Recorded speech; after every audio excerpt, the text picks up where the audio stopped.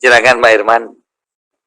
Terima kasih yang saya hormati pimpinan dan seluruh anggota Komisi 6, Saudara Wakil Menteri BUMN 2, para dirut, Bapak Ibu sekalian yang saya hormati. Pertama, bagi saya butuh penjelasan. Kenapa ini baru dibahas pada akhir-akhir tahun dan sudah di luar siklus anggaran yang telah ditetapkan dalam siklus penganggaran. Yang secara normal sebetulnya ini sudah di luar kelaziman. Satu itu, saya minta dijelaskan. Yang kedua, saya masih punya daya ingat.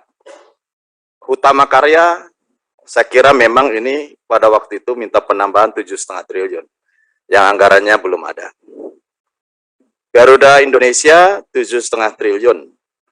Menurut saya memang dari dulu saya memberikan dukungan agar segera bisa menyehatkan Garuda.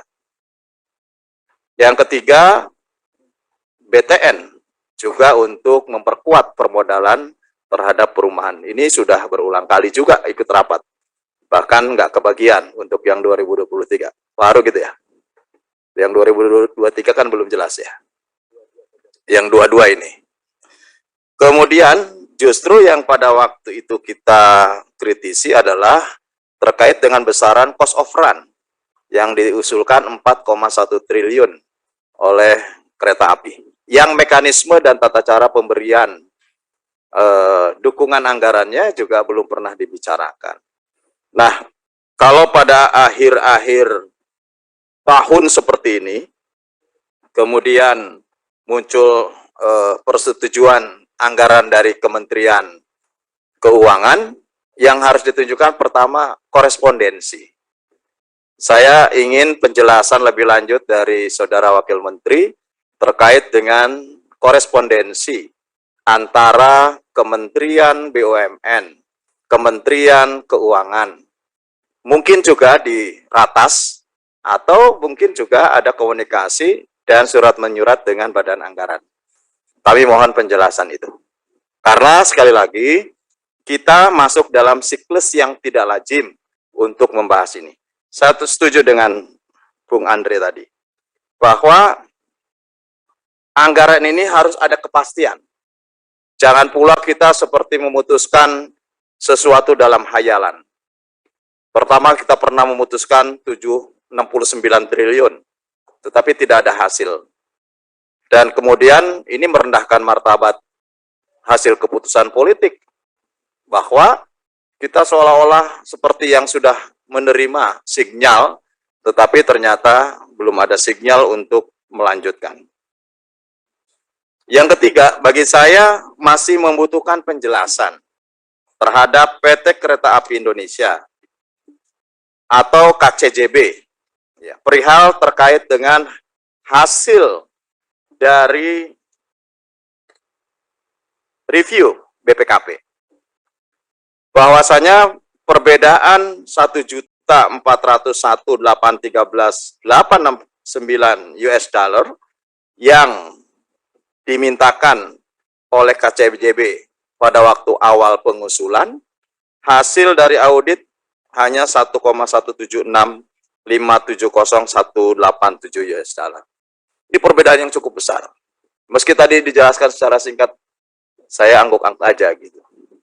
Karena kok bisa gitu loh, membuat estimasi proyek yang berbedanya jauh gitu. Jangan-jangan kalau kemudian ditelusuri kembali, secara objektif masih bisa turun dari ini. Meski penjelasannya sangat singkat, terdapat potensi efisiensi, penyelesaian perlu didorong lebih cepat supaya terjadi efisiensi. Terdapat perhitungan tambah biaya pengerjaan Januari-Juni. Terus bagaimana kalau kemudian mundur kembali? Saya tidak yakin tuh Pak Dirut KAI bahwa bisa cair sesuai dengan timeline yang digambarkan di sini. Saya nggak yakin. Kalau kemudian mundur lagi, resiko cost of run menjadi tanggung jawab siapa? Kalau dengan estimasi hasil BPKP 1.176 juta US dollar misalnya.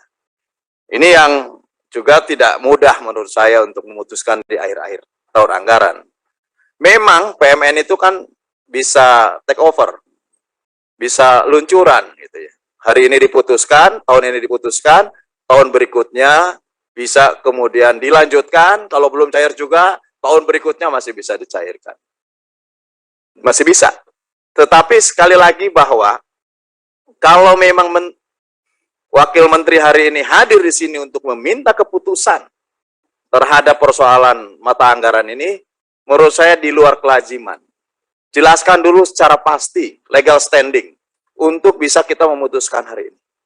Saya tidak ingin masuk di dalam ranah hukum di kemudian hari terkait dengan persoalan uang ini. Kalau untuk membangun, menyelesaikan, setujulah gitu ya. Karena nggak boleh ada proyek yang kemudian karena persoalan politik menjadi mangkrak. Justru semuanya harus kita selesaikan supaya memiliki nilai tambah dan bermanfaat bagi rakyat. Tapi kalau kemudian bawa ketidakpastian dan kemudian keterburu-buruan, bahkan tidak aman untuk mengambil keputusan, menurut saya ini perlu kita dalami kembali. Saya kira itu dulu Pak Bimo. Terima kasih atas waktunya. Assalamualaikum warahmatullahi wabarakatuh.